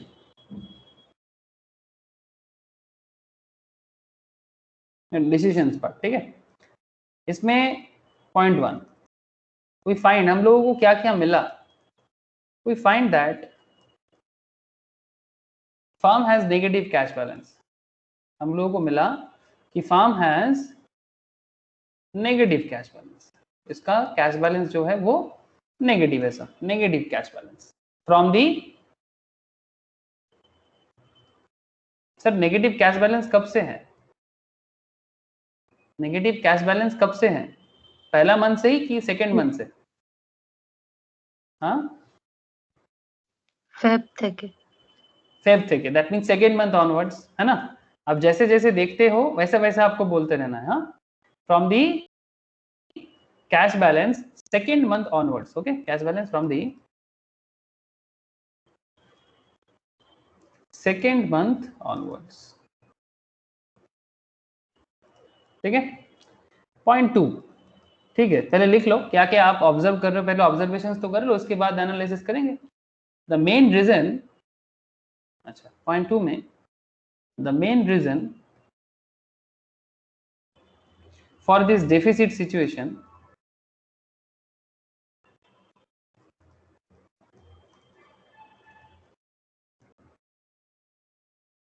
क्या लग रहा है sir? The main reason for this deficit situation is the payment for what? Is the payment for the what sir? बता सकते हो कि क्या पेमेंट किया आपने? सर एक चीज देखो, फरवरी में आपने 34,000 का, फरवरी में आपने 34,000 का प्लांट परचेज किया। अरे क्या आप लोगों को ये बात दिखाई दिया सर? ये जो पेमेंट फॉर प्लांट, ये जो फरवरी में आपने किया, this is a very important part for you. इसी के कारण आपका कैश बैलेंस नेगेटिव हो गया, बिकॉज जो कैश का कलेक्शन आपको हुआ था वो सारा का सारा कैश का कलेक्शन आपने प्लांट परचेस करके फिक्स एसेट में डाल दिए। तो जब आपके पास से फिक्स एसेट्स आ गया, एसेट तो आया बट कैश का तो क्रंच हो गया ना सर, तो कैश का नेगेटिविटी स्टार्ट हो गया। तो ये बात आपको मेनली ध्यान रखना चाहिए question to question, project to project. तो पेमेंट फॉर दी प्लांट जिसका परचेस हुआ है, परचेस इन फरवरी, और जब से परचेस हुआ है उसी मंथ से, फरवरी मंथ से ही नेगेटिव बैलेंस चालू हुआ है कैश का। Point 3, in order to take this deficit आपको करना क्या चाहिए? देखो सर, बिना कैश का तो आप बिजनेस को आगे नहीं बढ़ा सकते। In order to tackle this deficit, इस डेफिसिट को ठीक करने के लिए, डेफिसिट पोजीशंस, आपके पास कुछ मेथड है जो मैंने आपको स्टार्टिंग ऑफ द क्लास में भी समझा रहा था, मेथड 1 आपके पास, पहला मेथड क्या मेथड है आपके पास? फार्म में अवेल, बोलो सर, क्या अवेल कर सकता है? शॉर्ट टर्म लोन, जिसको हम लोग क्या बोल सकते हैं? ओवरड्राफ्ट। पैसा नहीं है तो बैंक में जाओ, ओवरड्राफ्ट, या किसी नॉन बैंकिंग फाइनेंस कंपनी के पास जाओ, ओवरड्राफ्ट फैसिलिटीज के लिए सोच सकते हो आप, क्योंकि कैश क्रंच तो दूर करना होगा, नहीं तो आप बिजनेस ऑपरेशंस या वर्किंग कैपिटल को चलाओगे कैसे? I hope you all understand sir कि आपके लिए बहुत वाइटल है ना कैश का रहना, because your cash is your working capital, और जब तक आपके पास वर्किंग कैपिटल नहीं रहेगा आप बिजनेस को रन नहीं करा सकते, है ना। Method 2, firm may defer the purchase of plant. फार्म क्या कर सकता है? फार्म में डिफर मतलब अभी नहीं, बाद में करेगा। अगर आपको कैश क्रंच पे नहीं पड़ना है तो अभी प्लांट परचेस नहीं करना चाहिए। Farm may defer the purchase of plant. क्या बात समझ में आ रहा है रेसा? अगर आपको नेगेटिव कैश बैलेंस में नहीं डील नहीं करना है तो आपको करना क्या चाहिए? अभी बिजनेस के लिए प्लांट मत परचेस करो, बाद में परचेस करना, जब सिचुएशन थोड़ा नॉर्मल रहेगा, आपके पास बिजनेस और अच्छा रहेगा, रिसिप्ट और अच्छा रहेगा। Farm may defer the purchase of plant, ये आपके पास मेथड 2 सेकेंड हो गया। थर्ड, तीसरा क्या है आपके पास उपाय? तीसरा उपाय क्या है आपके पास? फार्म ये भी कर सकता है, firm may pay for the purchase, firm may pay for the purchase of plant, firm may pay for the, क्या लग रहा है सर, क्या करने से रोक सकता है अपना नेगेटिविटी को? Pay for the plant, installment payment. Very good sir. Firm may pay for the purchase of plant in installment, in installments. EMI facilities ले सकता है ना।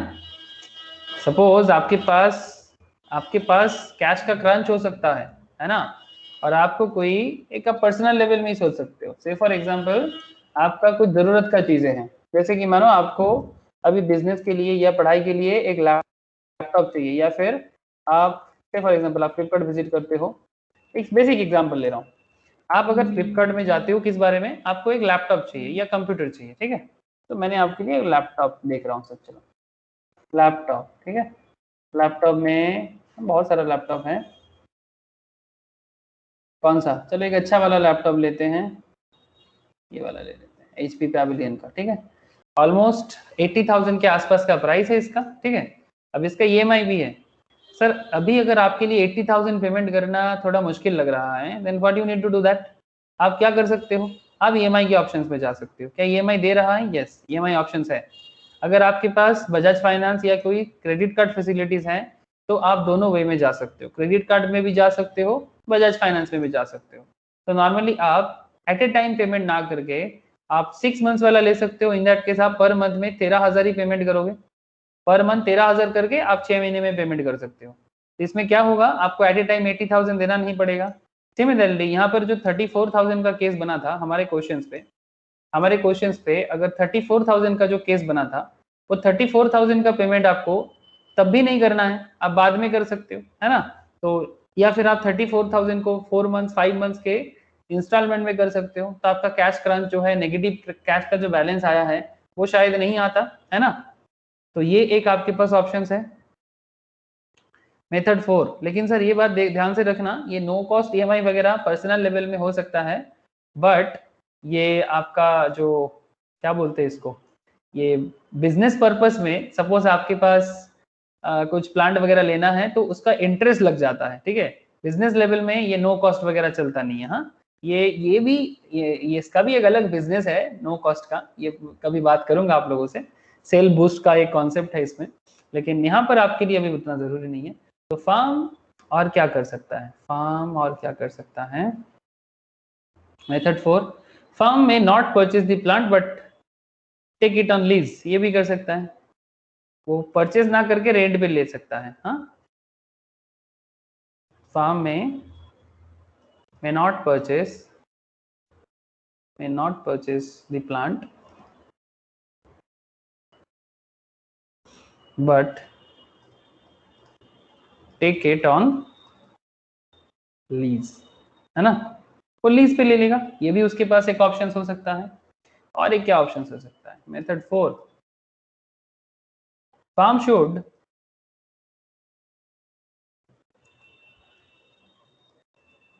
anyhow improve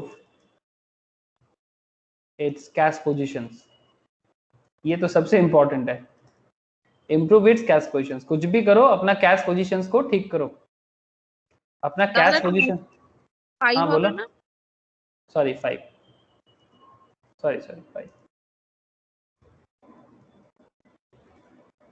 improve it's cash positions, अपना कैश पोजीशंस को ठीक करो sir, business को कुछ भी करो अपने कैश पोजीशंस को ठीक करो बाई एक्सेलरेटिंग कलेक्शन, डेटर से कलेक्शन बढ़ाओ, ठीक है, जिनसे आपको पेमेंट मिलेगा उनको बोलो जल्दी पेमेंट करने के लिए, एक्सेलरेटिंग कलेक्शन, और जिनको आपको पेमेंट देना है from debtor, collection from debtor speed बढ़ाओ, ठीक है, कलेक्शन फ्रॉम डेटर का स्पीड बढ़ा दो, और स्लोइंग डाउन इसका payment घटाओगे, slowing down the payment to supplier, slowing down the payment to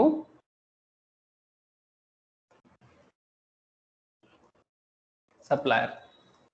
ये 5 मेथड आपके पास है जो आपको कैश बजट हेल्प करता है कि आप किस तरह से अपना कैश का जो डेफिसिट्स है उसको टैकल कर सकते हो। और सरप्लस फंड होगा तो क्या करोगे, ऑब्वियसली इन्वेस्टमेंट कर दोगे, चुपचाप फेंक के तो कोई फायदा नहीं है, या फिर ये भी कर सकते हो, डिविडेंड वगैरह दे सकते हो, है ना। जैसे कि हम लोग देखते हैं यहाँ पर, ये देखो ये कंपनी उतना अच्छा डिविडेंड नहीं देता, ठीक है, डिविडेंड देगा कैसे, एक्स्ट्रा कैश इसका कुछ अभी है नहीं, लेकिन हाँ शेयर में जो ग्रोथ है वो उसके आपको कैपिटल गेन वगैरह हो जाता है। But point is very simple सा, ठीक है। अच्छा, यहाँ पर एक क्वेश्चन है, ये वाला नहीं सर, ये वाला आप लोगों ने कर चुका सर, टेम्को का क्वेश्चन है, ये आप लोग कर चुके हो, वर्किंग कैपिटल का है, ये एक दूसरा क्वेश्चन है यहाँ पर, ये वाला क्वेश्चन, ये क्वेश्चन है, ठीक है। Following details are forecasted by a company for the purpose of effective utilization and management of cash. आपको estimated sales and manufacturing cost यहाँ पर दे के रखा है, ठीक है, और क्रेडिट टर्म्स कितना, कौन सा पेमेंट कब कर रहे हो और कौन सा कलेक्शंस रिसिप्ट आपको कब हो रहा है, उसका पूरा डिटेल्स यहाँ पर दे के रखा है, ठीक है, दोनों पेज में दिया हुआ है, ठीक है। प्लीज एक बार ये क्वेश्चंस घर में जरूर ट्राई करना, ठीक है, कैश बजट भी देना, और on the basis of above information for months beginning from June 2010, ठीक है, और उसके बाद अपना एनालिसिस भी देना, सिचुएशंस क्या है और उसके बेसिस में वो आप as a finance manager business को क्या करना है, ठीक है। मैंने आपको ऑलरेडी शेयर कर चुका क्वेश्चन, ठीक है, तो आप लोग इसको प्लीज होमवर्क के तौर पे ट्राई करना। मैं और कुछ कैश बजट का क्वेश्चंस आपको शेयर कर देता हूँ इसके साथ साथ, आप लोग सारा का सारा एक बार ट्राई करो और मुझे शेयर करो सर, ठीक है, कल के क्लास में मैं आप लोगों से डिस्कस करूंगा, ठीक है। बोलो सर, समझ में आ रहा है सर कैश बजट क्या है और उसको किस तरह से हम लोग फाइनेंशियल मैनेजमेंट में सोचते हैं और बिजनेस को इम्प्रूव करने में हेल्प कर सकते हैं। बोलो समझ में आया कि नहीं, रोशनी, मौसमी, ओके सर, ज्योति क्लियर है, Jyoti? Yes sir. Okay sir, ठीक है सर, इतना ही है आज, ठीक है। मैं आप लोगों को होमवर्क शेयर करता हूँ, आप लोग एक बार उसको ज़रूर ट्राई करना, ठीक है। फिर कल मिलेंगे सर हम लोग, कल 7:30, ठीक है। कोई सवाल है तो करो, एनी क्वेश्चन था? सर हाँ बोलो जतिन। अभी जो सम सॉल्व किया ना, तो जैसे हम हाँ। लोग को इसमें ये चैप्टर जब पढ़ा था बजटिंग का, तो टोटल और क्लोजिंग बैलेंस जो लास्ट मंथ का हम लोग ने देखा जून का, उस ये मतलब वो टेक्निक हम लोग यहाँ पे भी यूज कर सकते हैं कि टैली हो गया तो राइट, मतलब सही कैलकुलेशन हाँ में हाँ हो हाँ, गया। वो कॉस्टिंग वाला जो तुम लोगों ने सीखा ना, वो टैली हो गया तो राइट, उसको दिया टोटल का कॉलम चाहिए होता है ना, तो वो टोटल कॉलम यूज करके भी कर सकते हो, उसमें कोई प्रॉब्लम नहीं है सर। मैं तो आपको स्टार्टिंग में ही बोला कि आप कॉस्टिंग में जिस तरह से मैम से सीखे हो वो भी करोगे तो चलेगा, उसके लिए एक टोटल कॉलम ऐड करना पड़ता है, ठीक है। बस दोनों साइड ऐड टैली हो जाए तो आपको ठीक लगेगा कि ये क्वेश्चन सही हुआ है। आप वैसा करके भी कर सकते हो, उसमें कोई मना नहीं है, ठीक है, उसमें कोई प्रॉब्लम नहीं है, ठीक है सर। सिर्फ अपना मतलब मैंने सही किया या नहीं वो चेक, एक्यूरेसी चेक करने के लिए वो पूछा मैंने। हाँ हाँ हाँ, वही तो मैं बोला, वो भी चलेगा, उसमें कोई प्रॉब्लम नहीं है। ये मैं उतना टोटल कॉलम और बना नहीं, बिकॉज मुझे फाइनेंस में क्या है, ऐसे एनालिसिस पार्ट में ध्यान देना है, बट कॉस्टिंग में ये मैम सिखाते हैं, आई नो, ये चलता है सर, मैं भी कर सकता था, बट मैं सोचा कि ठीक है कोई बात नहीं, आप लोगों को आता है और it's not important, but yes अगर आप खुद के चेक के लिए भी देखना चाहते हो तो आप उसको कर सकते हो, कोई प्रॉब्लम नहीं है, इट्स ओके, आराम से कर सकते हो सर, ठीक है sir. Bye sir. Okay tata, good night sir. Good night, good night.